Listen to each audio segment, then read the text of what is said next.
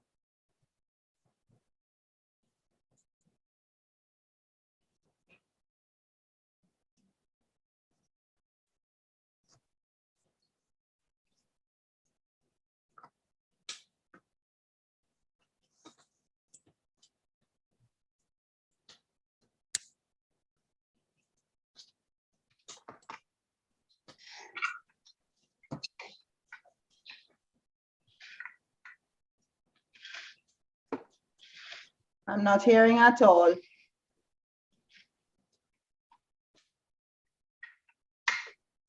Aisha Spencer, Acting Head for the Department of Literatures in English for this academic year, 2021 to 2022. It is a pleasure to bring you this new CAPE Literatures in English lecture series, which is a mixture of some of our past videos, along with some new videos for you for Unit 1 and Unit 2 CAPE Literatures in English. We hope that you will find these videos engaging, stimulating, and that you will be able to get some content from them as you prepare for your exams this year. All the very best for your absolute success.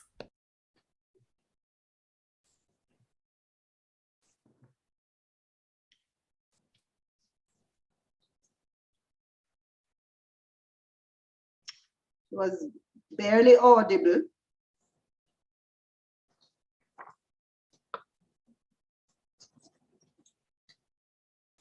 Good morning, everyone, and thank you very much, Dr. Spencer.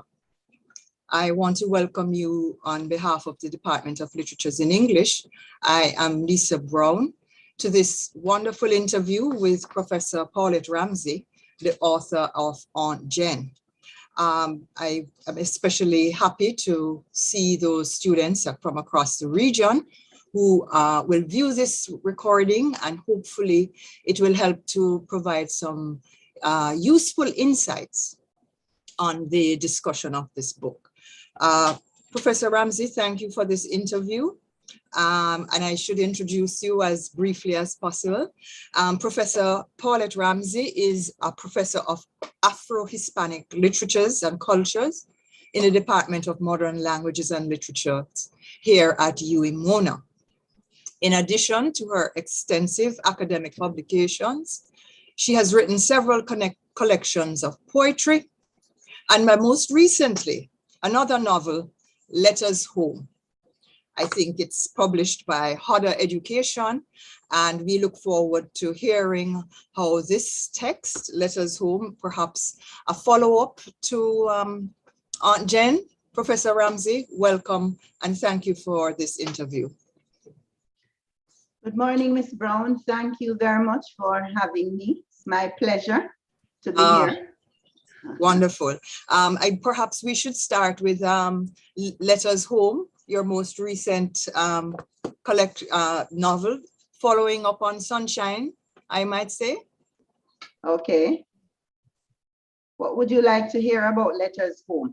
Letters Home can be regarded as a sequel to Aunt Jen, but it's very much an independent text. So you can read it without knowing anything about Aunt Jen and have a full understanding of all the different layers of meanings that are, you know, to be found in the text, implied Yes. by the text. Right.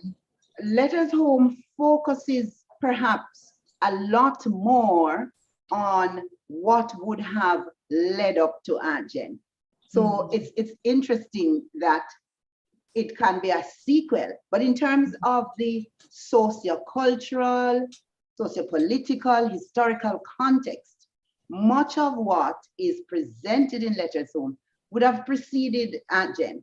So it talks about, it gives an idea of Aunt Jen leaving home, her life in Jamaica a little before she leaves, and response fills in some of the gaps that we have because of her silence. When Sunshine is writing to her and there's no response, she is now spilling everything, talking about her experiences. Letters Home deals in a very kind of complex way with the theme of migration, because it looks at, it places Aunt Jen's family as this sort of microcosm of the Caribbean family at a particular time when people were leaving and going out to find their fortune, find jobs, you know, just in search of something other than what they had in their country. So there's the father going to Panama, there's the Cuban migration, and there's the British migration. It's an intersection of migratory movements that happened at, you know, one after the other across the Caribbean. And it's very insightful in terms of giving us a better understanding of what happens to the migrant in foreign spaces. Thank you so much. So perhaps we can turn more fully now to Aunt Jen. The text has continued to receive absolutely, you know, fabulous reviews from across the world, and it has been translated into German, Spanish, and Italian. In fact, I realized this is the 20th anniversary, is it? Wow! Yes. Congratulations! Yes, thank you. So there's actually a recording somewhere on YouTube or Facebook that Hoda posted when they relaunched Aunt Jen as a Caribbean contemporary classic. And there's an amazing interview somewhere there. You can find it. Excellent. Well, congratulations. I can't believe it's 20 years. I remembered when it came out, and I'm kind of like, has it been 20 years? Yes. Yes. So I think for our students, one of the things I would like you to begin with is to tell us about perhaps the most surprising thing about the reception of this text. When students study a text, that's when you begin to see it in a whole different light. What kinds of questions that students have asked that have really surprised you about this text? The one that stands out most readily in my mind is my session with Montego Bay Community College recently. And the students asked me about the naming of characters, and why was it that Sunshine has this particular name, April, and so on. That surprised me, because outside of deliberately naming Sunshine, because I wanted a name that would give an idea of her personality and, you know, her brilliance. She has a sharp mind and so on. And of course, Margramps and so all of them. Some of them were old people I knew when I was growing up, and others of them are just the names, you know, country people have, just common names.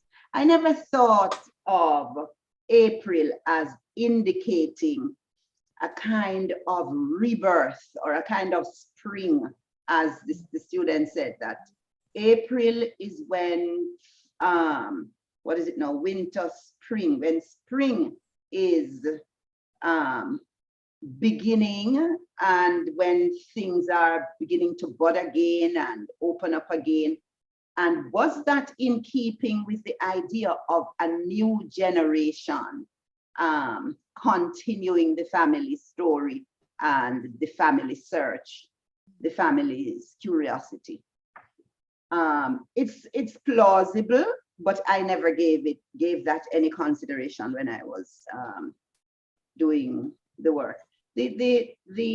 Usually I get questions about whether or not sunshine is me. I am sunshine, the extent to which I am sunshine, and so on and so on. And I have to go into this long thing to explain that, no, sunshine is probably a composite of many bright young girls, many, and perhaps there is some of me in sunshine in terms of the intimate knowledge that I have of rural life.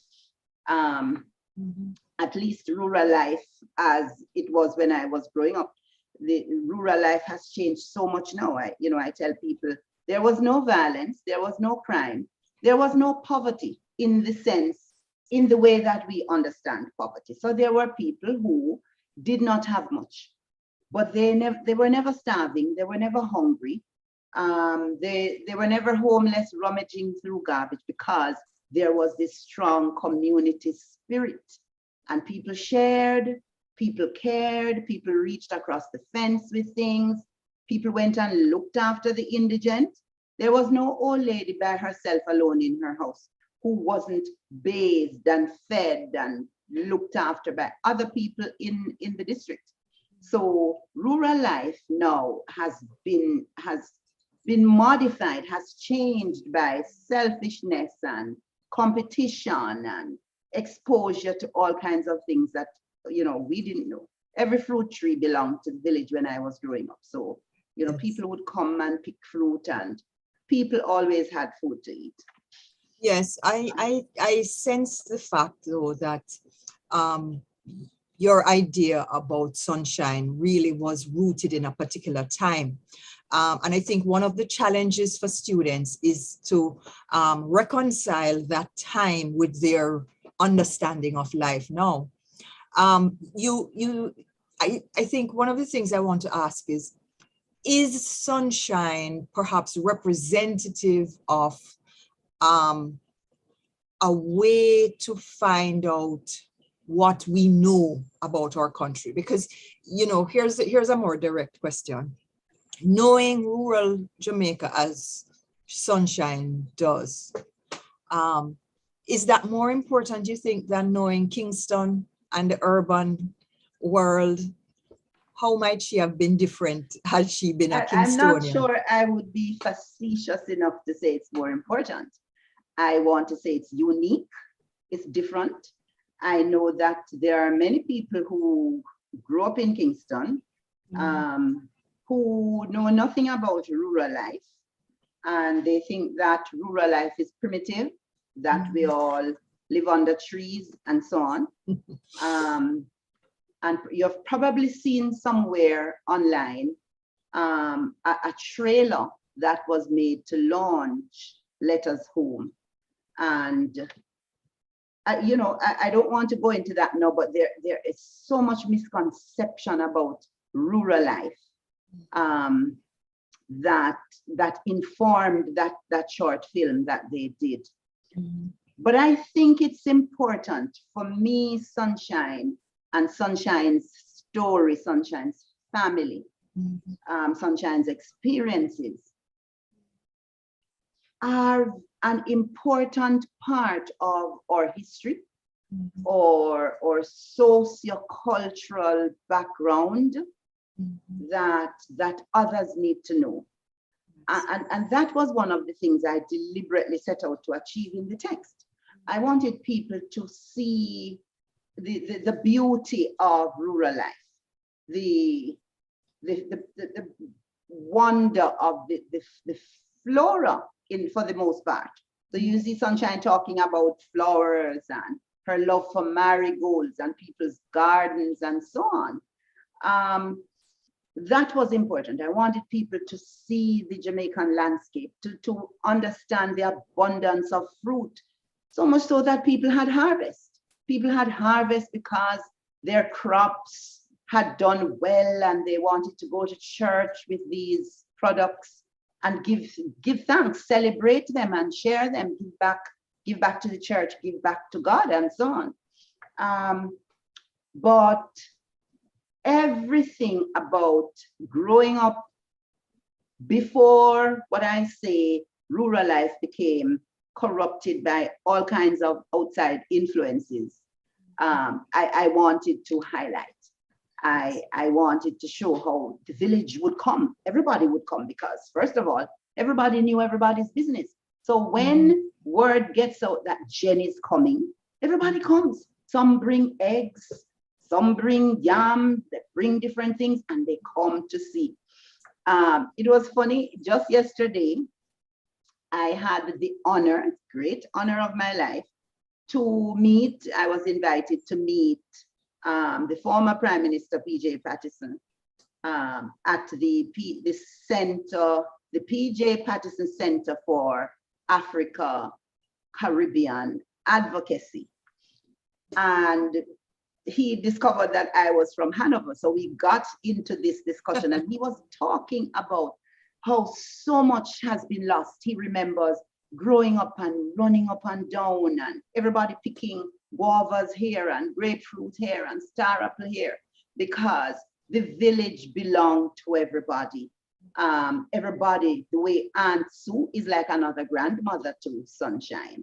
Everybody cares about children and you felt safe and protected, not like now. So he's when that awful news broke the other day about gangs shooting some men in Hanover, that's actually one of the districts in which he grew up, beside my district. So we could talk and say, yes, he said, his time is a much earlier time than my time. But a lot of what he experienced, I experienced things, changed in terms of development and so on.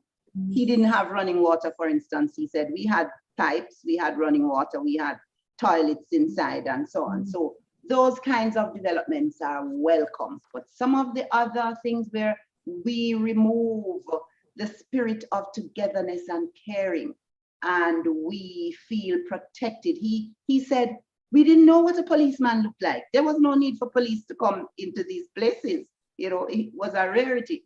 And they're on television 2 weeks ago, were all these policemen flooding a little village in Hanover.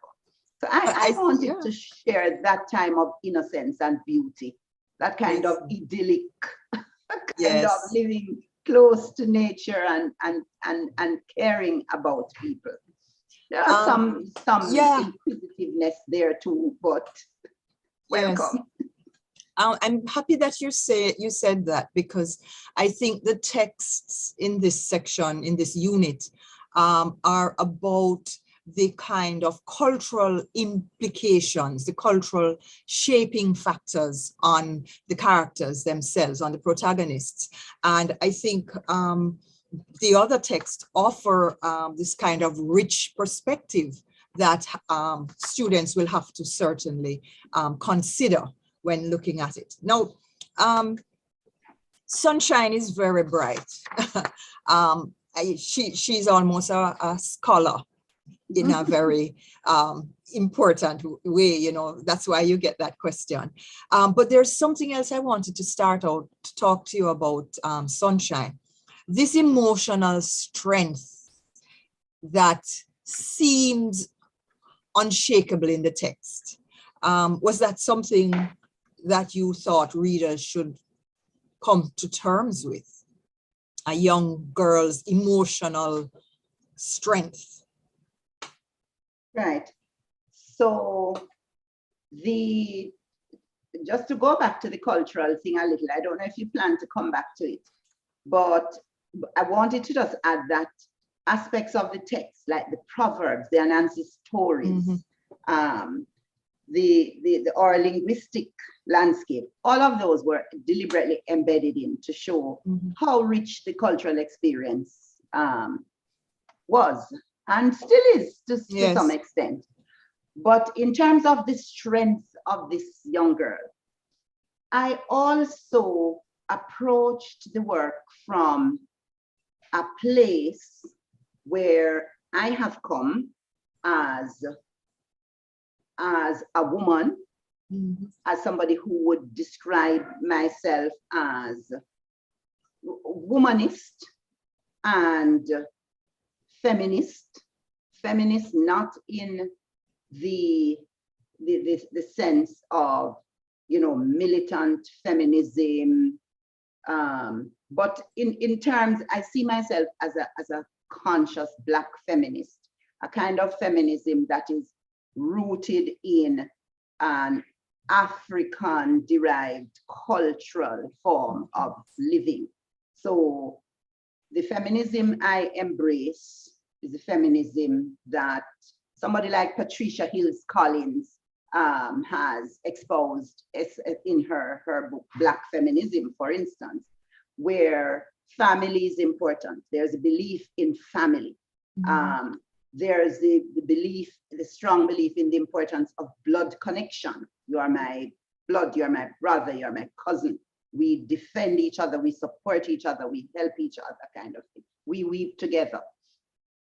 Childbearing is important. The land is important. Working the land is important.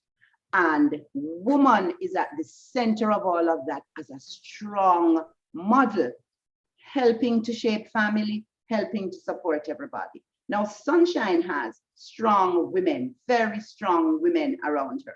Ma is this tower of strength for Gramps, for her friend Aunt Sue, for Johnny, everybody, even though she's so challenged by the terrible tragedy of Johnny's death. But Ma is a good model of strength for Sunshine. And so Sunshine learns from all these people around her and emerges, even though she goes through what we may call this cathartic period, where she is really hit by Ma's death and really reacts in this very kind of deep traumatic way.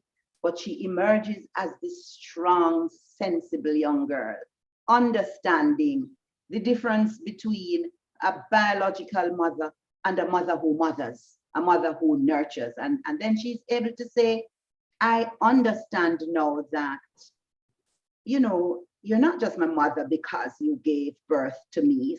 That's not enough. And, you know, I need to get over this pining and longing for you. I had a mother in Ma. I have a mother in Aunt Sue. I have a mother in Women of the Village who can continue to shelter me and protect me and guide me and so on. So I deliberately wanted that young girl to come through this growing up period of angst and nostalgia and longing and emptiness at times, but having people on whom, strong women, the grandmother, that matriarch of her grandmother, and she sees their example.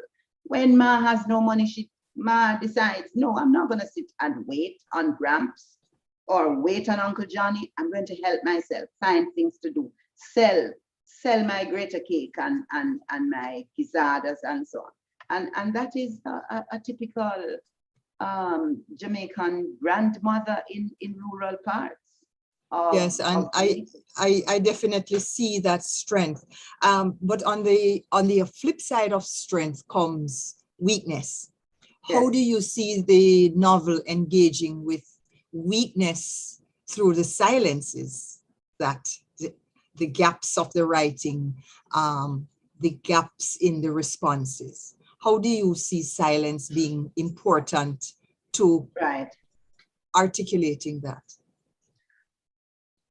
That's a very interesting question.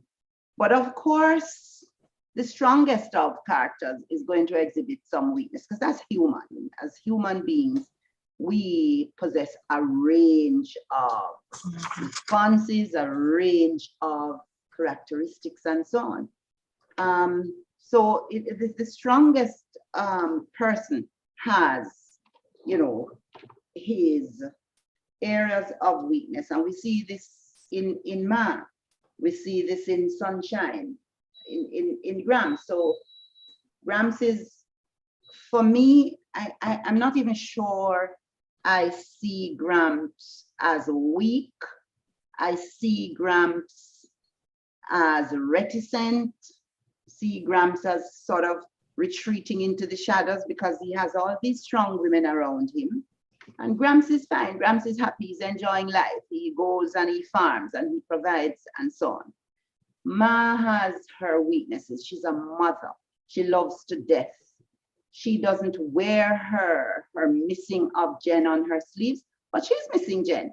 And she expresses that in anger, you know. She doesn't want Jen to take them for granted and abuse them and so on. So she says, send back the card because it's white people style that you pick up about you thinking of us. We're not interested in your thoughts. We want action. We want to see you. We want to hear from you, from your heart and so on. So Ma has that, the softness of a mother, which can be seen, I guess some would see as weakness, some would see as strength. And Ma has that mother love that will go down into the grave with her child, and death of Johnny, you know, is really, really takes a harsh toll on Ma. But Ma is very aware of what is happening to her. And that is why she goes to see Mrs. Delgado, to see a reflection. Mrs. Delgado, that scene is a kind of mirroring of what is happening to Ma in Mrs. Delgado. She sees where Mrs. Delgado is at as her possible future. So I don't know if all of that is weakness or if it is a sort of ambiguous, complex fusion of weakness and strength together, because Ma knows what is happening to her and so on. So they can be seen, you know, in both positive and negative terms. Yes. The silence, everything that is happening is enhanced, I don't know if that is the right word, sort of augmented by the silence. The silence is perhaps the most powerful strategy that's used there. Because the silence speaks very loudly that here is this woman somewhere in England who is not responding at all. She gets all of these letters, we think. We are not sure, remember now. Letters are written, letters are posted. When we let them go, we are not sure what happens to them. And we are not really very sure in Jen what happens to all the letters. So the silence leads us to make all kinds of assumptions, presumptions about this person. Who is this person in this migrant who does not speak? And to what extent is this migrant representative of other migrants? Because we always operate from a position that says everybody who goes is still in love with his country, her country, still wants to hear from all of us. We need to flood them with letters, tell them everything that's happening, as Sunshine does. Sunshine keeps telling her everything that's happening. Miss Jane Burnop, Mr. Berries had to run from his bull. So and so happened with these three boys who, were terrible and did all kinds of things with their fathers' donkeys and so on. Because we want them to know what is happening, and we want to use that knowledge, that information to keep them tied to the space that they have left. Because in our minds, we think, oh, they are so sad about leaving here. But there are so many different types of migrants.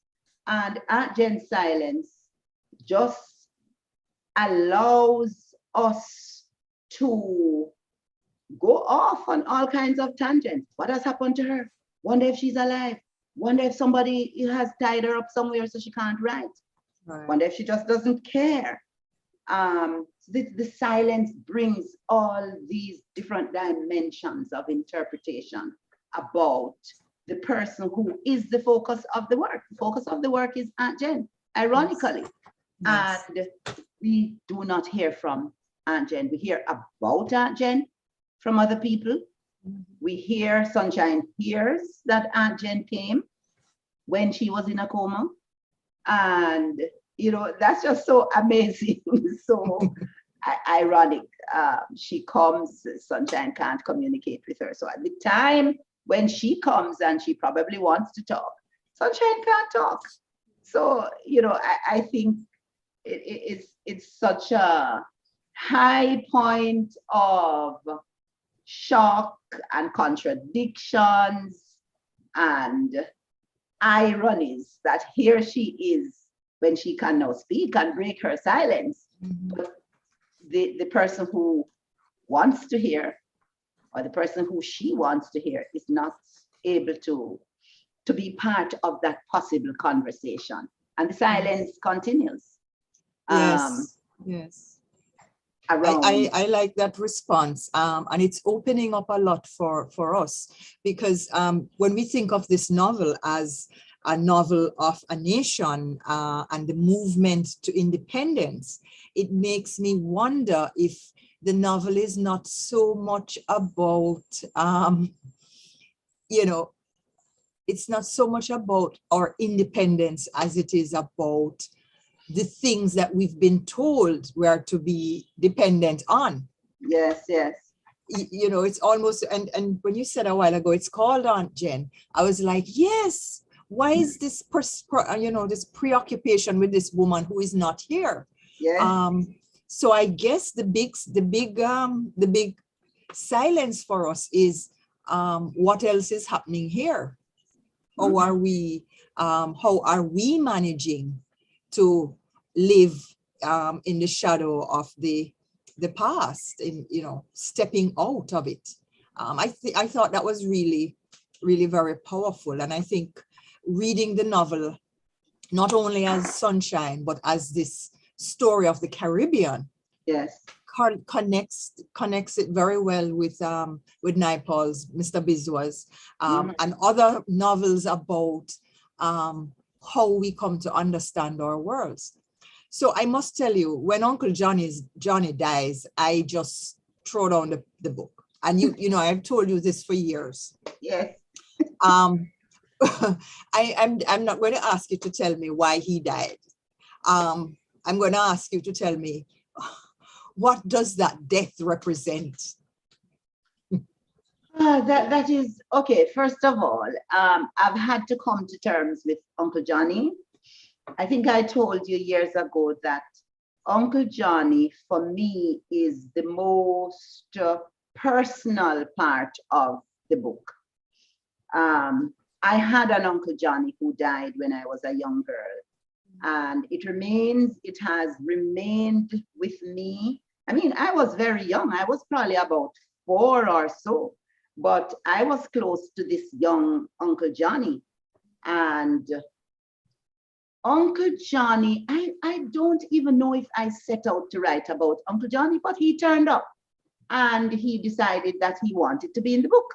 And I wrote about him, and it was the most painful part for me to write about his death and his funeral. We buried Uncle Johnny in the pouring rain. People came from all over. You know, that chapter is just ingrained in my head. I've always remembered my Uncle Johnny, and it was my first encounter with death. Was the first time, of course, then I didn't process it in any kind of philosophical way, but I understood that death had taken Uncle Johnny, this person who had a special place in my little heart, and who was somebody who had shown me a lot of tenderness and love, and took time to play with me, and so on. Yes. So Johnny had to be there because of how, you know, young children, we don't think enough of how young children come face to face with questions about human existence. They probably don't process those questions, but these things are thrust upon them, where they lose somebody and they're confused. They don't know why they have gone, why I won't see them, you know, why they won't see them again, and so on. but issues of death and human existence are issues with which we have to grapple, and some people at a very, very young age. And the absence, the presence and the absence that results. So with Johnny, you see how the joy he brings, you know, his presence brings all of that joy and the youthfulness and the promise. And then when he's absent, all of that, you know, goes. And there's a, in a sense, there's a sort of a kind of, I don't want to say, when you think of Johnny as a young person who has, you know, this promise, and then you see Mrs. Delgado's sons, these young fellas who you expect to come up in the district as sane, responsible. There's almost a kind of blight, unspoken, implied blight somewhere on young males, perhaps, on a younger generation, that sort of misgiving, that sort of angst that the older generation will have about the future of young men. What will happen to them? What are they going to be? Are they going to meet an early demise like Johnny? Are they going to come and turn out into some idiots like these three, and so on? But some of the disturbing questions that we face in the whole process of moving through life. Right. I thought of Uncle Johnny, as you said, the source of joy. Yes. But I also thought of him as a kind of surrogate friend for Sunshine. Sunshine, yes. Her friendships seem very few on the ground. Yes, And I'm not being overly deliberate and say, well, where are her friends? What is happening Right. with her on other levels? But that seemed, Uncle Johnny seemed to have filled the absence of friends in her life, yes. her own peers. Yeah. Yes. Uncle Yeah. Johnny is her friend. And they play together, you know, she enjoys playing with him and so on. So yes, in a real way, he fills the void at home because she lives in a house with old people. So if there were no Johnny in that at that time, she would go home to Ma, who is always cautioning her about doing this, don't do this, less turkey, less yaws, let's sleep, you know, don't write because, you know, if it was me, I wouldn't do it, and so on and so on. And you have Gramps, who is kind of silent, and Aunt Sue. So she's very much in the world of adults. Johnny knows how to become a child with her. Yes. So he does fill that void, but she remember now when she goes to school, she has her friends, they play Chevy Chase and so on. Yes. But Sunshine also tells us that a lot of her friends are going away. So that migration theme is very pervasive. The migration theme is not to be seen just with Aunt Jen going away and Uncle Roy being away and so on, and Johnny wanting to go away. But it's ongoing. So she says, a lot of my friends are going away now and so on. And she names some of them who have gone.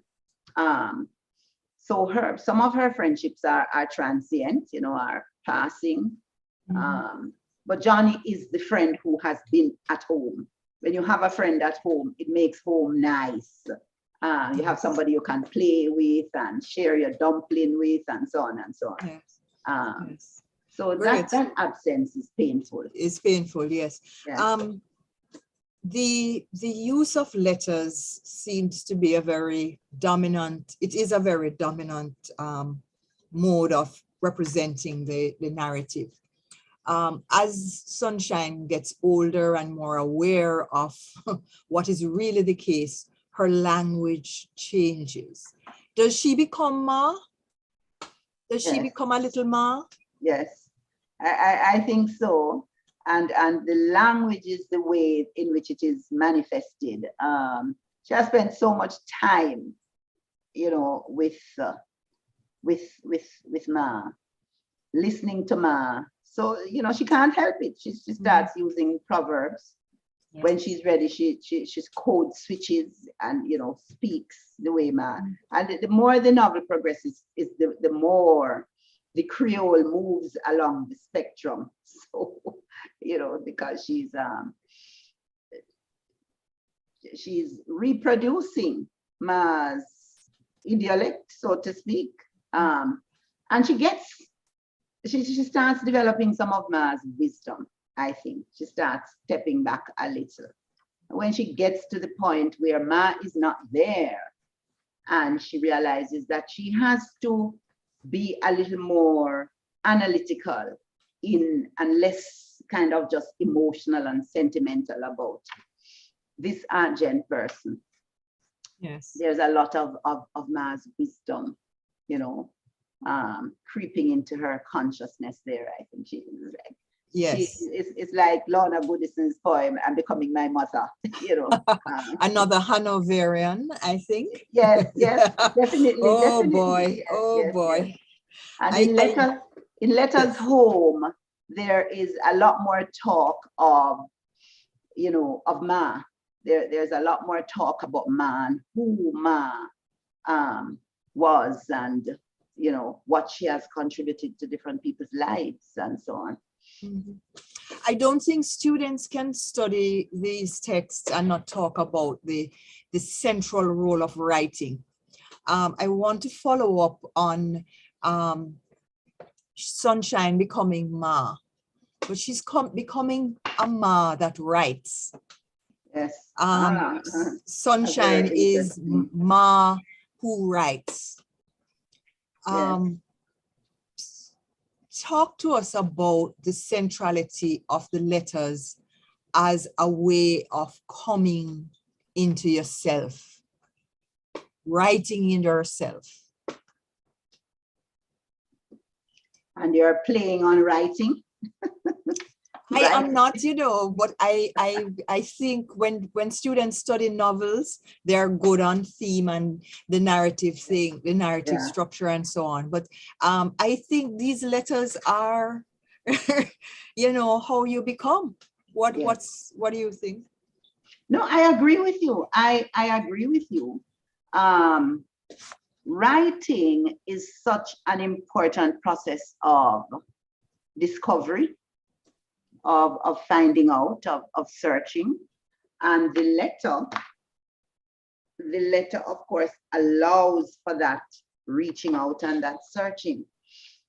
I wanted to do the letters because I thought that the letters would be a more direct way of speaking, of saying, this is what I'm thinking, this is what I want you to know, rather than for a third person narrator to be saying, Sunshine was always thinking about her mother and wondering where her mother is.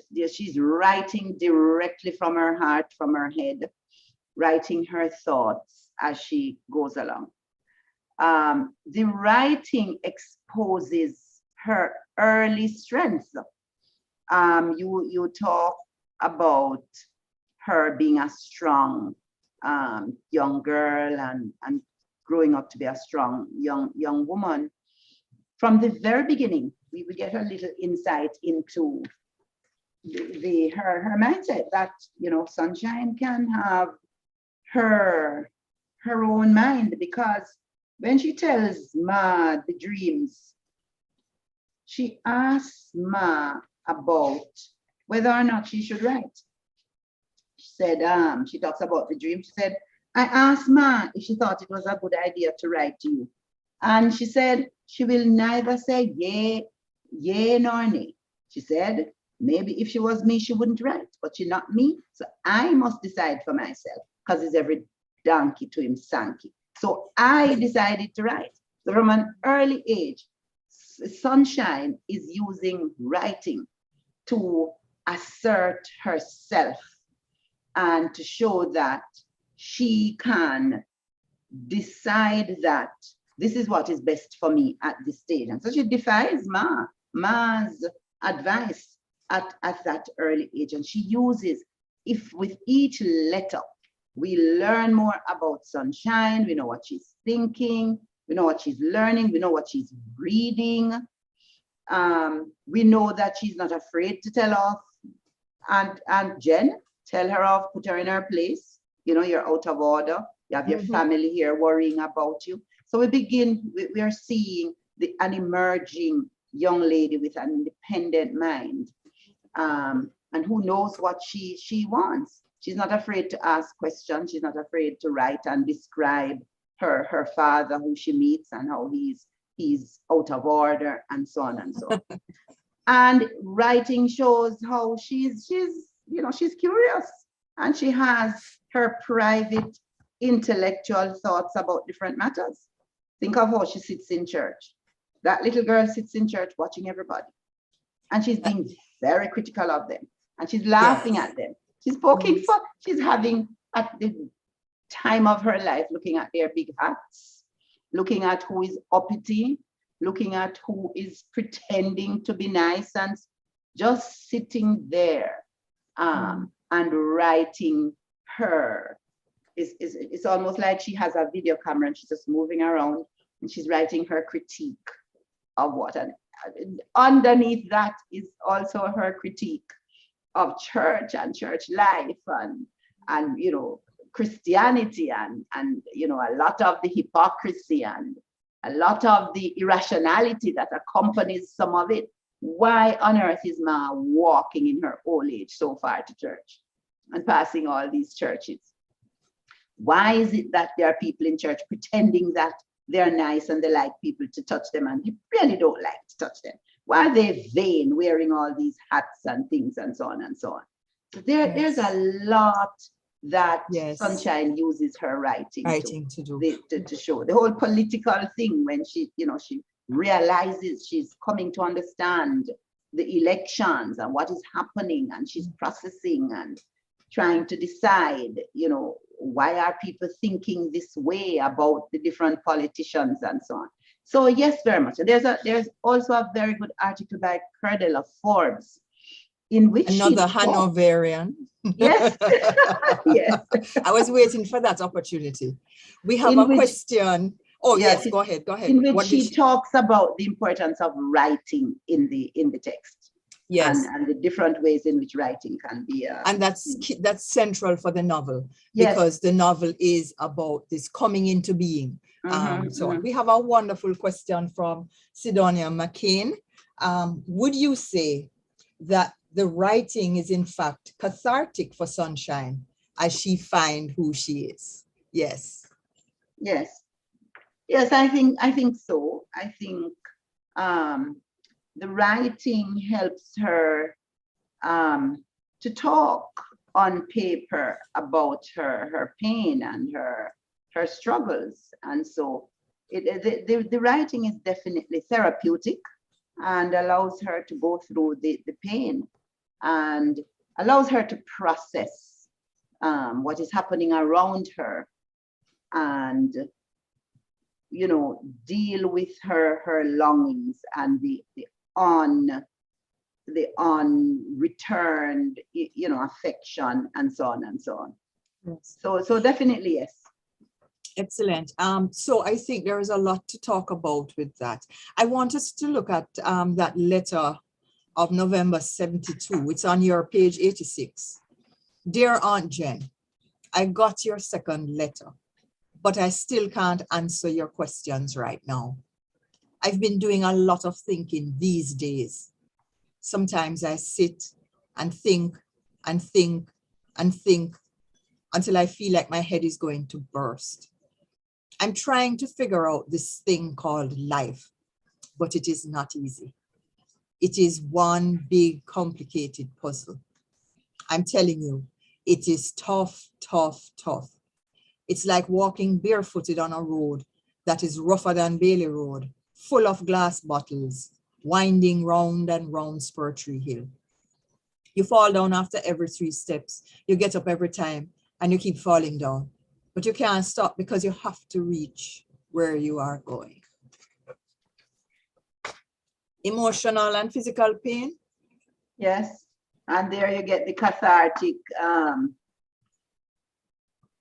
effect of the writing, because she is being very psychoanalytical there, you know, thinking through, processing, and talking about the pain that she's going through as she's trying to decide her mind, to make up her mind about what to do, whether she should go to Aunt Jen in England or go to be with Uncle Roy. And those are thoughts that she's not sharing with anyone. She's writing about them, you know. So the writing is very, very important to her at that point. Yes. In particular. Yeah. Yes. So yes, go ahead. Go ahead. And you see how she's analyzing every aspect of what is happening to her now, thinking about the possibilities, the outcome of so and so, you know, and understanding, showing that she understands fully well her situation of aloneness now at this point in her life. There's no family member right there with her now. She doesn't have Ma or Gramps or Uncle John. And that's all that's going through my mind right now. Very poignant writing. It's interesting that the writing is so energetic and full of the day and furious in the earlier sections. And as she becomes alone, it sort of almost as if she's falling in on herself. Yes, she's getting tired. Yeah. Yeah. And it's almost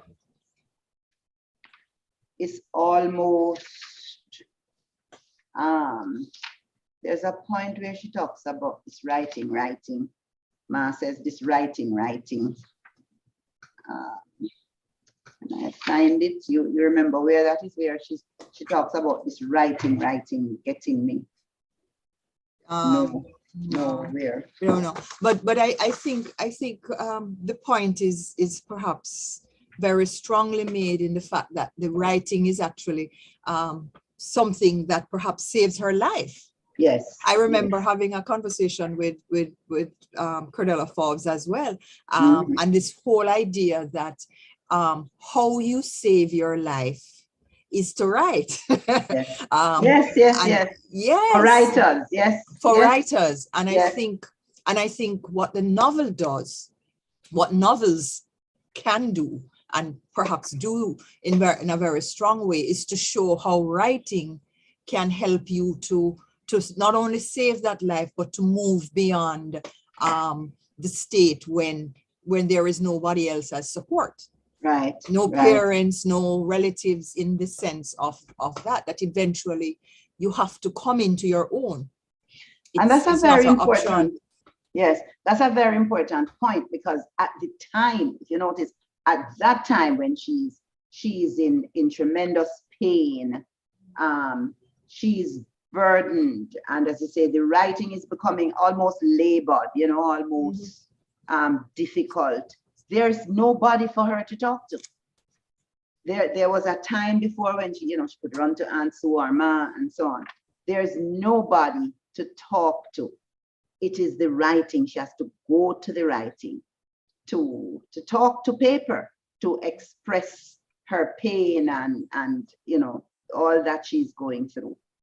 It's the writing. The writing is there. Great. Let me go back to the larger reading of the text as movement to independence. If Sunshine is Jamaica and Aunt Jen is foreign, is Aunt Jen a muse, or is she a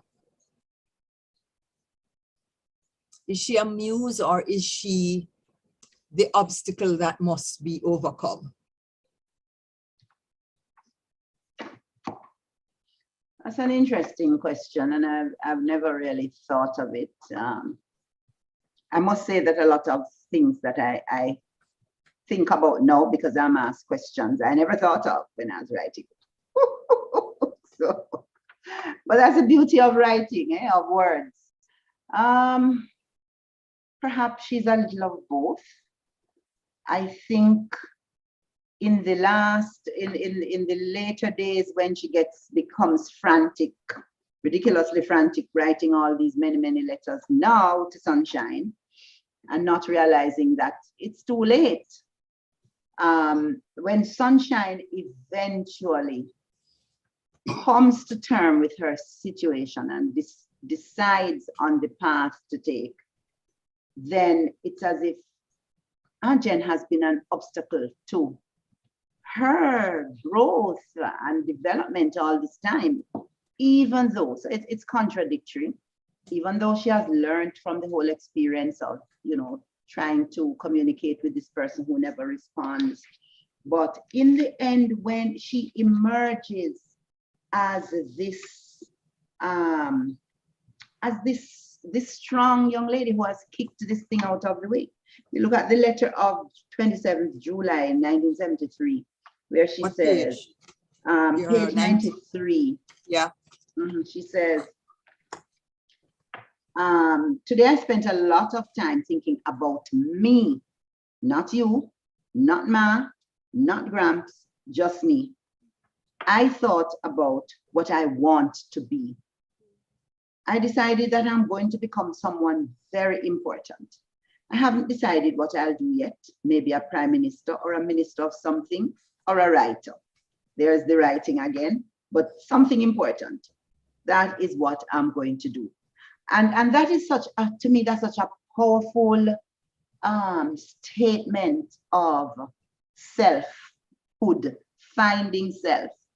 A powerful statement of saying, I, as a person, am important, and perhaps I must be more important to me than you are to me, because you don't care about me. So I have to look about me, think about me, be conscious of me and who I want to become. So it makes a strong statement about defining self and deciding that the obstacles that are in the way must be moved out of the way so I can develop to be the person I want to be. Wonderful. I think that I want to follow up as we are coming towards the end of the hour. A lot of people are at school, and I know when they come back, they'll get to see this interview. But I wanted to talk about the letters as archive, letters as somewhere to go. April finds the letters. April writes. April says, found these letters and so on. April is a different generation. How will she be different from her mother? Because the letters are now a gift. They've been put down, they've been preserved, they've been read. You can imagine somebody reading all your diary. How is she supposed to be different?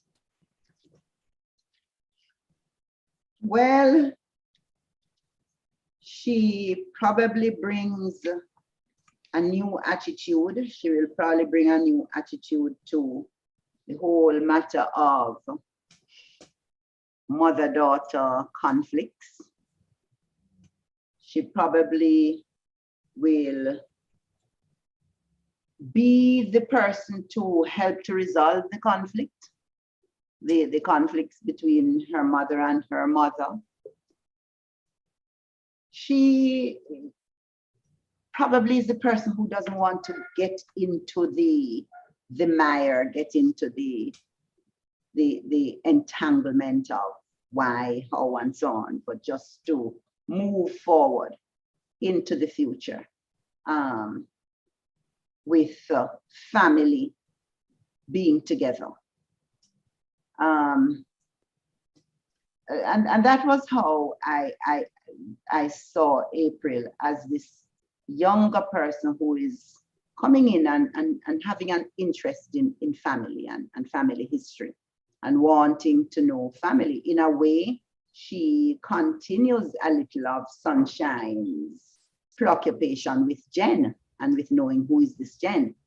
But she doesn't have the desperation of Sunshine when Sunshine is young and, you know, feels as if her life depends on knowing this. But she has a more kind of academic, intellectual interest in knowing who this grandmother is and having some kind of relationship with her and perhaps trying to help the mother, her mother, connect with her mother. Well, you know, you hit the nail on the head. Aunt Jen is about different kinds of knowledge, different kinds of ways in which we know ourselves, dreams, parents, relationships, and things left behind. I think the novel encourages us to leave something behind. I don't know that WhatsApp messages and archived emails won't count. I'm sure they will, but I think the novel posits each generation as leaving something. Not, you know, that love of Johnny and Gramps and Ma, but the letters capturing capturing Flower Hill. You know, it's almost like Flower Hill is wrapped up and just left in that box that April finds. Wonderful. And analogous to when you say that box of letters, the archives, there are different ways in which letters have been archived. Sunshine finds her mother's letter, that very revealing letter about who Aunt Jen has been, that she's somebody who has always wanted to leave Jamaica, her letter in French. Yes, yes. And then that she's a person of disguise. She's wearing wigs, and her letter is written in French. She doesn't want anybody in the house to find it and read it. So she's concealing. And there is so much of that hidden Aunt Jen, right through the novel. Who is Aunt Jen really? There is this person who has carried a facade, obviously, and a complex person. So you could go into a whole long thing about her and her wigs and her French letter and, you know, her box. That one hit me. That one hit me. That one hit me. Yes, yes. Yes. Oh, wow. This is fabulous. Professor Ramsey, the department thanks you for this wonderful conversation. And I hope that the teachers and students who will see this will find it quite useful to fine-tune your response and your thinking about the novel. Thank you so much, Professor Ramsey. Thank you to Mrs. Jackson and Miss Eaton, Mrs. Gordon Francis on this side, on the Department of Literatures in English side. And I hope to see so many students next year in our department or in the Modern Languages department. Oh, yes. Oh, yes. But Literatures in English is here waiting for you. We'll hope to see you in August at Mona. Thank you very much, and every success in your exams for this year. Professor Ramsey, thank you so much. Thank you. Has been a pleasure. All the best in your exams. And I've had the pleasure of teaching in my Spanish literature classes some people who study Aunt Jen. So, oh, great. You see, Aunt Jen is on the move. But they come and they sit in my class, and sometimes it's when the semester is almost finished, and they'll say, "Oh, Miss, you're really the same poet who wrote Aunt Jen." They did English literature and Spanish literature. Oh, fabulous. Yeah. Thank you very much. Have a good day. And do put some good comments and likes for the Department of Literatures in English. Thank you. Really fascinating discussion. Okay.